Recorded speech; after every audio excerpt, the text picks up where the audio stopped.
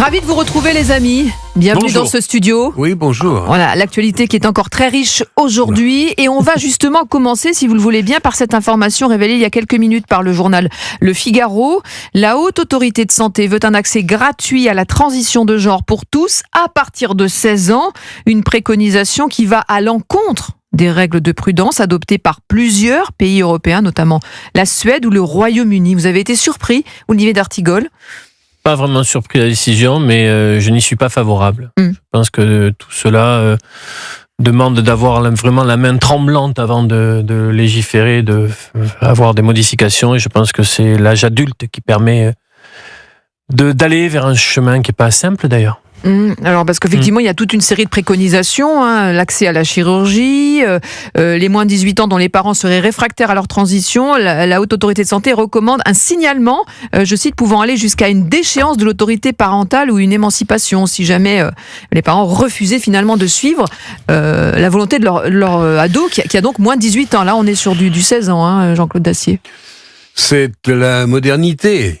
Il faut être à la mode. C'est aujourd'hui, je dirais pas la loi du genre, ce serait malvenu.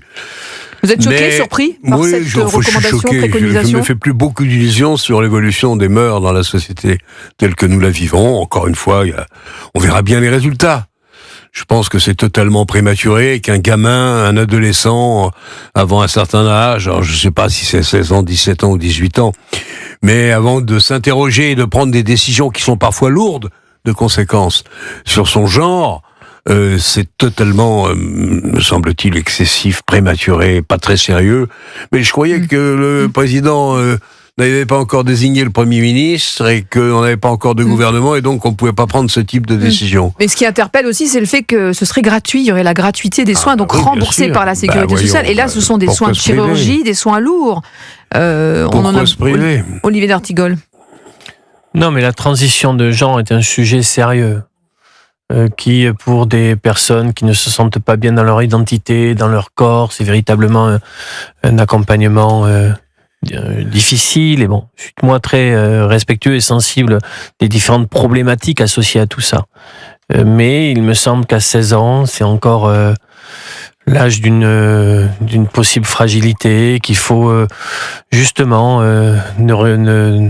ne pas aller vers quelque chose qui pourrait être un toboggan. Ça peut être une première décision et après ça peut aller vite dans quelque chose qu'on pourrait ne plus maîtriser. Je n'ai pas envie de cette société-là. Le remboursement par la Sécurité sociale des frais de chirurgie, de santé, je rappelle qu'on envisage même d'élargir la prescription aux médecins généralistes. C'est-à-dire que les endocrinologues ne seraient plus les seuls à pouvoir Qu'est-ce que vous voulez prescrire. On n'est plus à ça près. Mais tout ça me semble un peu précipité et que la période, je ne nie pas qu'il y ait parfois des problèmes. Vous avez l'air KO sur ce sujet, Non, je Jean-Claude pense que Dacier. c'est honnêtement, c'est. On n'avait pas besoin de ça, c'est ça? Non, et puis c'est pas. Encore une fois, je ne nie pas la réalité des problèmes que peuvent connaître nos jeunes adolescents, nos jeunes enfants.